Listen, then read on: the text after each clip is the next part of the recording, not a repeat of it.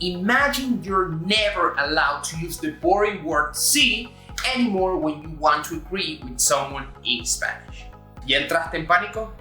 Fret not, my friends. Juan from Spring Spanish is here to solve that because today we'll learn 10 formas de decir sí sin decir sí en español. This will make you sound much more sophisticated when speaking Spanish. Make sure to stick until the end because I also prepare some affirmative slang depending on the country you're in. So start being positive and acompáñenme.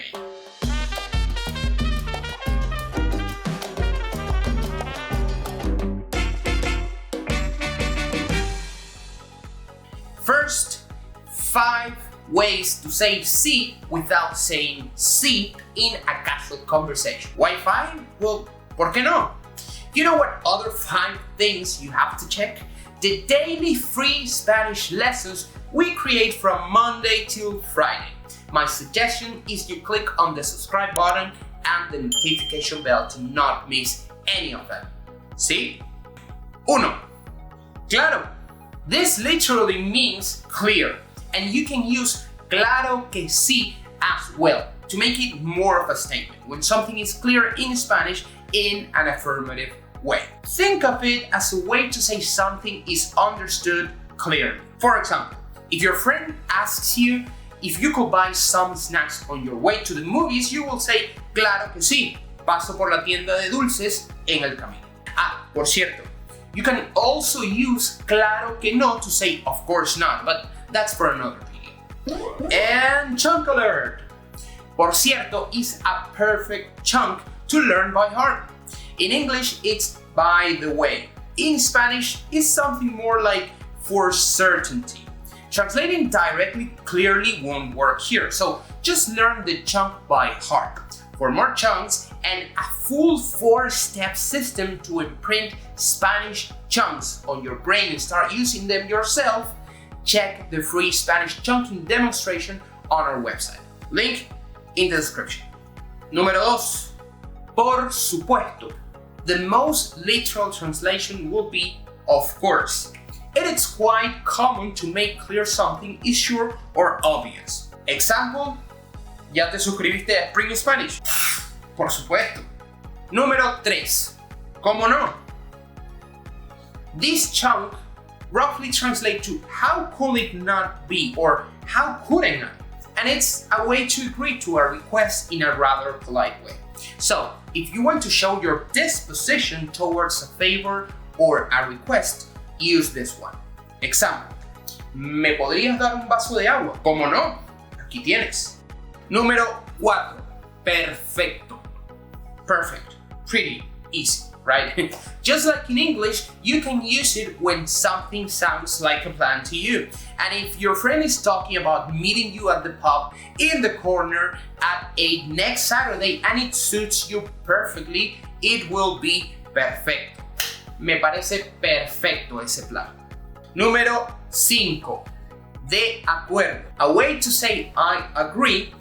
De acuerdo is probably the most formal answer of these 5. You can use it in a business meeting when making a deal or a transaction. Like, for example, señora, ¿quiere enviarle este Lamborghini a Juan el profesor? De acuerdo. Great. Now you know other ways to say sí in Spanish. But what if we go deeper and review some slang used in the different parts of the Spanish-speaking world? Well, as promised before, let's see some of those. In Venezuela, we say plomo.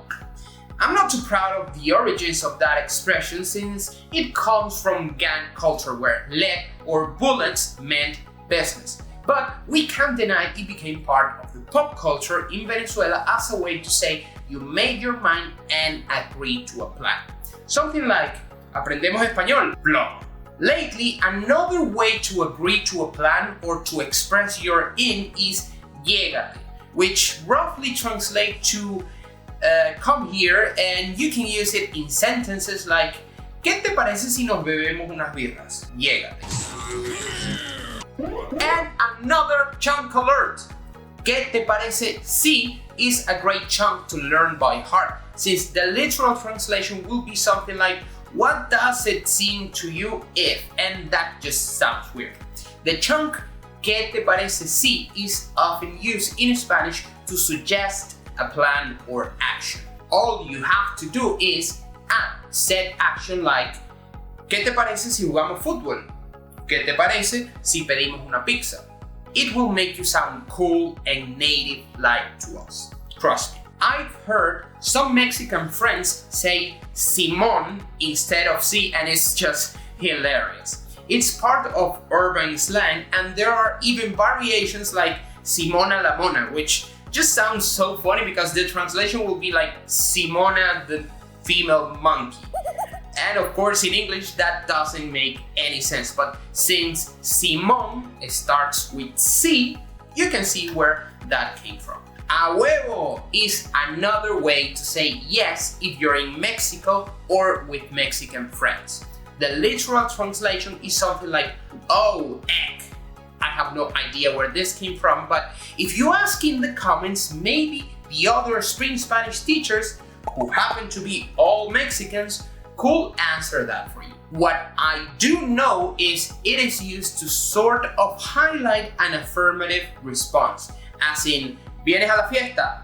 A huevo. There's one that is really popular and I'm sure you've heard it before, especially if you have listened to Pitbull's songs. Before I get to this one, I would really appreciate it if you will drop a like for this video showing me that you enjoyed this lesson.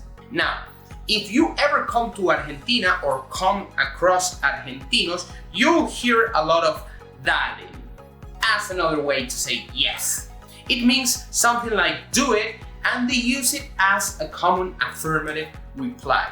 If you want to sound like you know your Argentinian slang, you can always use de una or vamos con esa, and you'll sound like you've lived in Buenos Aires for 10 years. Awesome! Now you know how to say sí without actually saying sí. And of claro que sí, you also need some expressions for no. So check out the video I've made to have you stop saying no. You can't say no to that. Just click the image that just appeared and I'll see you there.